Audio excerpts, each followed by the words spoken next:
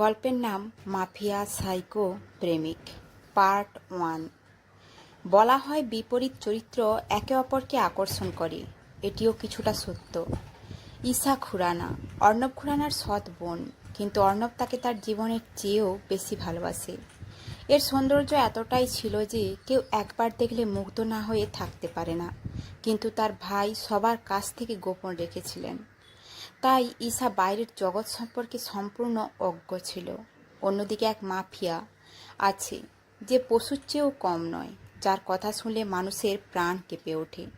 কিন্তু কি হবে যখন কোনো মাফিয়া ঈশার ওপর নজর রাখবে, আর প্রথম দেখাতেই একটা নিষ্পাপ মেয়ের প্রেমে পড়ে যাবে সে?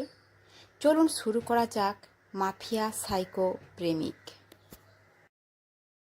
একটি বিলাসবহুল ভিলা, যা বাইরে থেকে দেখতে যতটা না সুন্দর ছিল, ভেতরে আরও অনেক সুন্দর। সেই ভিলার একটি রুমে একটি মেয়ে ঘুমাচ্ছিল, যেন সে ঘুমন্ত অবস্থায় একজন অ্যাঞ্জেলের মতো দেখাচ্ছে। বিছানায় শুয়ে থাকা, ঘন এবং লম্বা চোখের পাপড়ি, গভীর চোখ যা বন্ধ ছিল, ঘন চুল এবং ছোট নাক। দুধের চেয়েও ফর্সা ছিল তার সৌন্দর্য। তার গোলাপি ঠোঁট ছিল গোলাপের পাপড়ির মতো। সে যে কাউকে নিজের দিকে আকৃষ্ট করতে পারত। সে শান্তিতে ঘুমাচ্ছিল। এমন সময় হঠাৎ একটা আওয়াজ এলো, ঈশা ওঠো, আজ তোমার জন্মদিন। আলমারি থেকে খুব সুন্দর একটা ড্রেস বের করে বলল, আজকেও দেরি করে উঠতে হবে? হ্যাঁ, এই আমাদের নায়িকা ঈশা খুরানা, যিনি শান্তিতে ঘুমাচ্ছিলেন। কিন্তু ভাইয়ের কণ্ঠ শুনে জেগে উঠল। জেগে ওঠার সাথে সাথে ঈশা তার ভাইকে জড়িয়ে ধরে এবং অর্ণব তাকে বুকে জড়িয়ে নেয়। অর্ণব ঈশার চুলে চুমু খেয়ে বলল, শুভ জন্মদিন জান, ভাই তোমাকে অনেক ভালোবাসে। অর্ণবের দিকে তাকিয়ে ঈশা বলল, ভাই আমার গিফট কই? ঈশাকে ড্রেসটা দেওয়ার সময় অর্ণব বলল, আই নো, আজ রাতে তোমার জন্য একটা গ্র্যান্ড পার্টির আয়োজন করছি। পার্টিতে তুমি তোমার উপহার পাবে।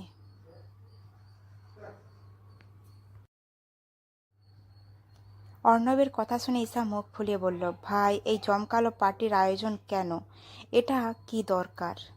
ঈশার কথা শুনে অর্ণব তার দিকে দেখতে শুরু করে এবং মনে মনে ভাবতে থাকে তার ছোট বোনটি কতটা ইনোসেন্ট।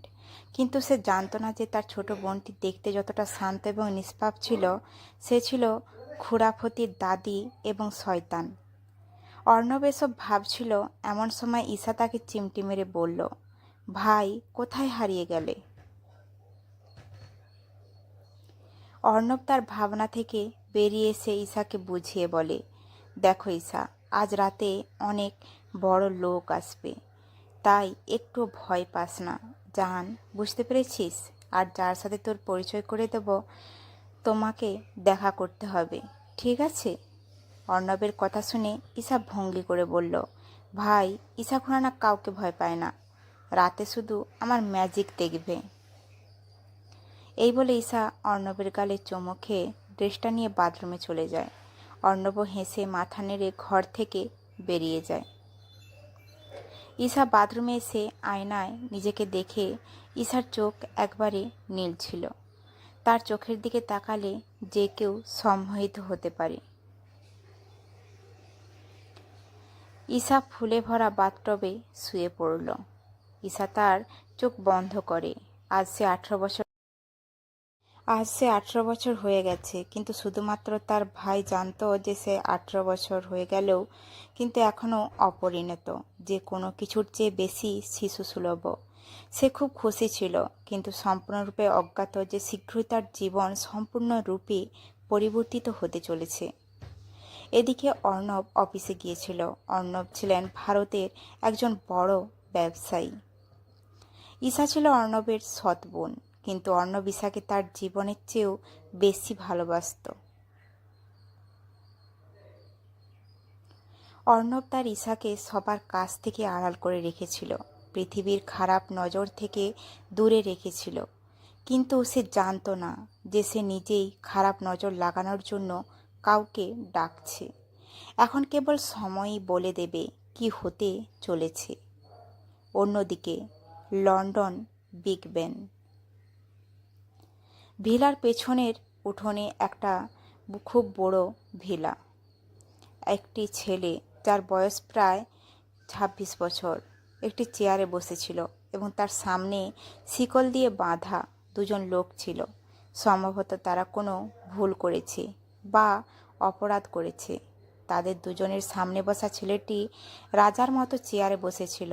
তার ব্লেজারটি পাশে রাখা ছিল এবং শার্টের ৩টি বোতাম খোলা থাকায় তার ট্যাটুর অর্ধেক দৃশ্যমান ছিল। সে উঠে শার্টের হাতা ভাঁজ করল। সে উঠতেই সামনে বাঁধা দুইজনই ভয়ে কাঁপতে লাগলো। আবেগহীন সেই ছেলেটার মুখে এখন শয়তানি হাসি। ছেলেটা পৈশাচিক হেসে বলল, ঠকাতে খুব ভালো লাগে। এই কথাই বলতেই ছিল সে তখনই দুজনেই তার সামনে অনুনয় বিনয় করতে শুরু করলো এবং বলছিল, বস, দয়া করে আমাদের ক্ষমা করুন। আমরা লোভী ছিলাম বস, আমাদের ক্ষমা করুন দয়া করে বস। তার কথা শোনার সাথে সাথে সেই ছেলেটির চোখে ক্ষোভ আর পাগলামি চলে আসে। ছেলেটি কিছুক্ষণ কিছু বলল না, কিন্তু কিছুক্ষণ পর ছেলেটি সাথে সাথে বলে উঠল, তুমি অপরাধ করবে, তারপর আবার তোমার ক্ষমাও চাই। This is not fair. এই কথা বলার সাথে সাথে সে চোখে ইশারা করল পেছনে দাঁড়িয়ে থাকা একজন গার্ডের দিকে। সেই গার্ড ততক্ষণে বুঝতে পারল তার মুখ থেকে একটাই কথা বের হলো, ইয়েস বস। এবং তিনি এবং তার সাথে আরেকজন গার্ড সেখান থেকে চলে গেলেন। কয়েক সেকেন্ড পর তারা ফিরে এলো। তাদের হাতে ড্রাম ছিল এবং সেগুলো থেকে ধোঁয়া বের হচ্ছিল। তারা দুজনেই বুঝতে পেরেছিল যে যা ঘটতে চলেছে তা খুব ভয়ঙ্কর হবে। তাই তারা দুজনেই জোরে চিৎকার করতে লাগলো, কিন্তু তাদের চিৎকার শোনার জন্য সেখানে কেউ ছিল না। ওই দুই গার্ড কোনো করুণা না দেখিয়ে ড্রামে যা ছিল তা ঢেলে দিল ওই দুই ব্যক্তির ওপর।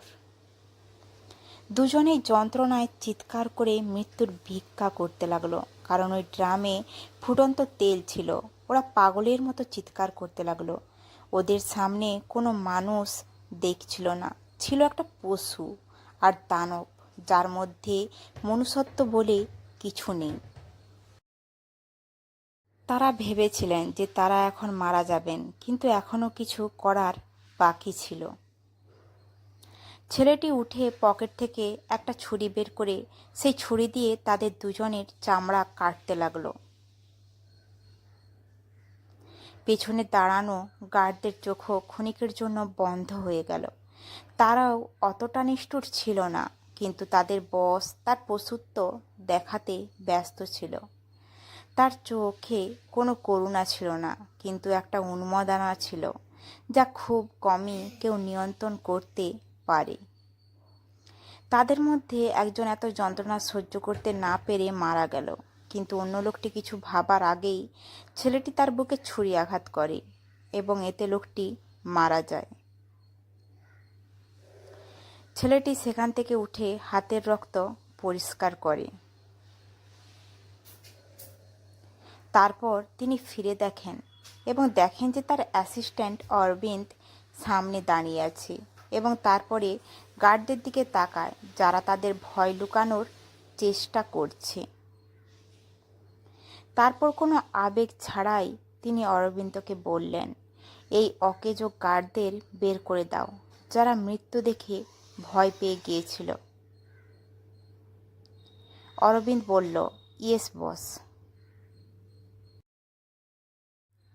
সেই গার্ডরা একে অপরের দিকে তাকাতে থাকে। অরবিন্দ তাদের কাছে এসে বলে, তোমরা টাকা পেয়ে যাবে, এখন চলে যাও। সেই গার্ডরা তাদের চাকরি ছাড়তে চায়নি, কিন্তু মরতেও চায়নি, তাই তারা নীরবে সেখান থেকে চলে গেল।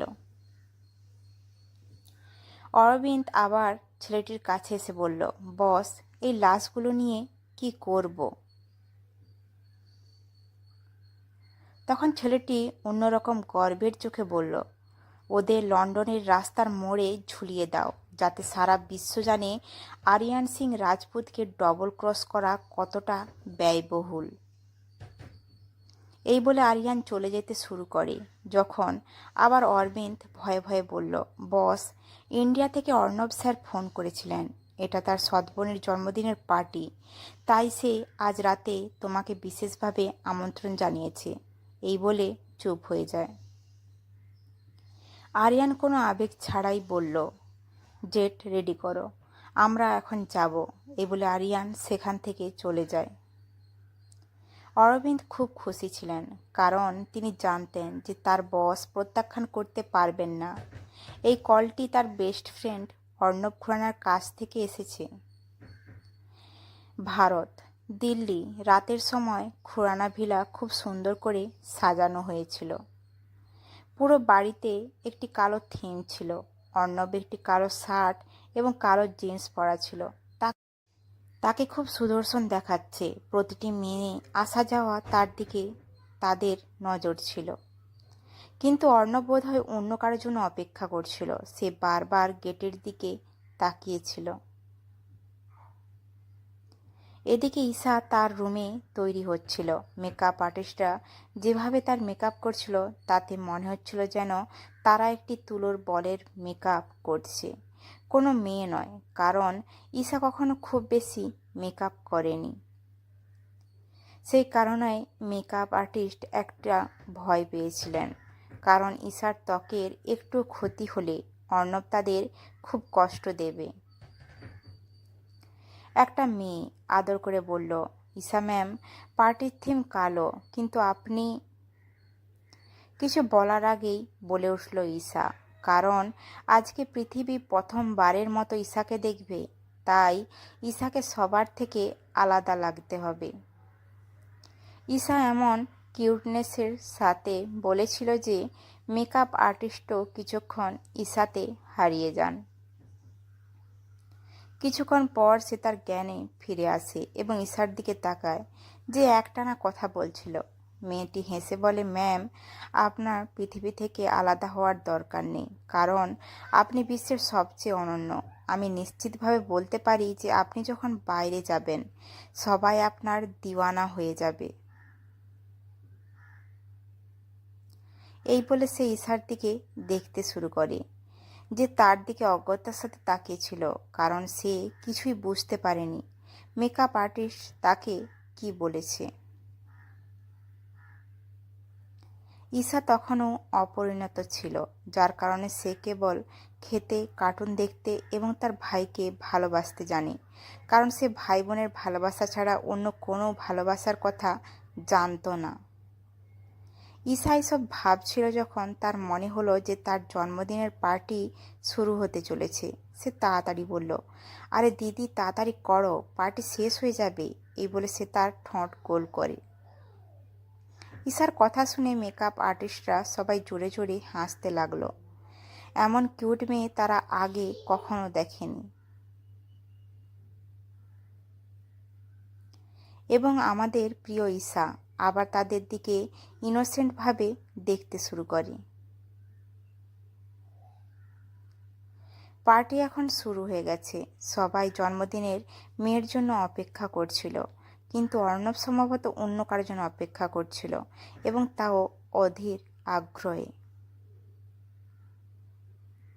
ঠিক তখনই ভিলায় একটানা 3টি গাড়ি থামে। গার্ডরা দ্রুত সেই গাড়িগুলো থেকে বেরিয়ে এসে দ্বিতীয় গাড়ির দরজা খুলে দেয়, এবং দরজা খোলার সাথে সাথে একজন খুব দুরন্ত ব্যক্তিত্বের লোক বেরিয়ে আসে।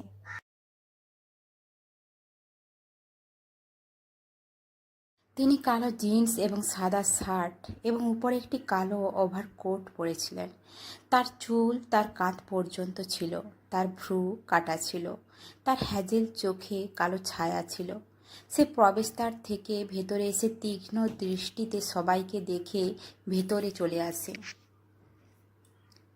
ভেতরে আসার সাথে সাথে অর্ণবের চোখ তার উপর পড়ে এবং অর্ণবের মুখ থেকে একটাই শব্দ বের হয়, আরিয়ান। অর্ণব দৌড়ে গিয়ে আরিয়ানকে জড়িয়ে ধরে। হ্যাঁ, এই আমাদের নায়ক আরিয়ান সিং রাজপুত, যিনি তার বন্ধুর মতো ভাইয়ের ডাকে লন্ডন থেকে ভারতে এসেছিলেন। আরিয়ান তার শেডস খুলে অর্ণবের পিঠে হাত বুলাতে থাকে। তার পেছনে দাঁড়িয়ে থাকা অরবিন্দও খুব খুশি হয়। সেও বহু বছর পর ভারতে এসেছে। অর্ণব বলে, তুমি কেমন আছো? তুমি আমাকে এত অপেক্ষা করতে বাধ্য করালে। এই কথা বলার সময় ওর চোখ থেকে এক ফোঁটা অশ্রু ঝরতে থাকে, কিন্তু অর্ণব তাড়াতাড়ি পরিষ্কার করে দেয়, কারণ সবাই ওদের দিকে তাকিয়েছিল। আরিয়ান অর্ণবের কথা শুনে কোনো আবেগ ছাড়াই বলে, এখন তো আমি চলে এসেছি। অর্ণব তার কথা শুনে কিছু বলে না। সে শুধু তার হাত ধরে তাকে কেন্দ্রে নিয়ে আসে এবং মাইক ধরে বলে, অ্যাটেনশন প্লিজ। আজ আমি খুব খুশি। প্রথমত, এটি আমার জানের জন্মদিন, এবং দ্বিতীয়ত আমার বেস্ট ফ্রেন্ড, আমার বন্ধু ফিরে এসেছে, যে এশিয়ার number 1 businessman, the great Aryan Singh Rajput. সে আজ আমার সাথে আছে। অর্ণবের কথা শুনে সবাই হাততালি দিতে লাগলো, কিন্তু আরিয়ানের মুখে কোনো আবেগ নেই। সে শুধু তার বন্ধুর জন্য এসেছিল। চারপাশের সবাই শুধু আরিয়ানের দিকেই তাকিয়েছিল। মেয়েরা আরিয়ান থেকে চোখ সরিয়ে নিচ্ছে না, কিন্তু সবাই তার কাছে আসতে ভয় পাচ্ছে। আরিয়ান এটা খুব ভালো করেই জানত। সে অর্ণবকে কাউন্টারে নিয়ে যায় এবং অর্ণবকে জিজ্ঞেস করে, তোমার সকল পার্টি কখন শেষ হবে? অর্ণব আরিয়ানের দিকে তাকিয়ে বলে, কেক কাটা এখনও বাকি, আমার জান এখনই আসছে হয়তো। অর্ণবের কথা শুনে আরিয়ান বিরক্ত হয়ে বলে, তুমি যা খুশি করো, কিন্তু আমি এখানে কোনো পার্টি উপভোগ করতে আসিনি। আমি শুধু তোমার জন্য এসেছি, তোমার সৎ বোনের জন্য নয়। এই বলে সে গিয়ে সোফায় বসে ড্রিঙ্কস করতে থাকে। অর্ণব কিছু বলতে পারল না, কারণ সে আরিয়ানের স্বভাব জানে। তখনই কারো গলা ভেসে এলো, আরে জন্মদিনের মেয়েকে কেউ ডাকো। তখনই লাইট নিভে যায় এবং একটি স্পটলাইট জ্বলে ওঠে। সেই আলোর নিচে একটি মেয়ে দাঁড়িয়েছিল, যার চোখ বন্ধ ছিল। সে একটি সাদা গাউন পরেছিল, যার উপর হীরার কাজ করা হয়েছে। তার হাতে সাদা গ্লাভস পরা ছিল। তার কাঁধের একপাশে সিল্কি চুল, কিন্তু গাউনটি অফ শোল্ডার থাকায় একপাশের ফর্সা ঘাড় স্পষ্ট দেখা যাচ্ছিল। এটা দৃশ্যমান ছিল যে সে তার গলায় একটি পাতলা সাদা হীরার নেকলেস এবং তার কানে সাদা হীরার কানের দুল পরেছিলেন, যা ছোট বা খুব বড় ছিল না। অর্ণব তার দিকে তাকিয়ে বলে, ঈশা।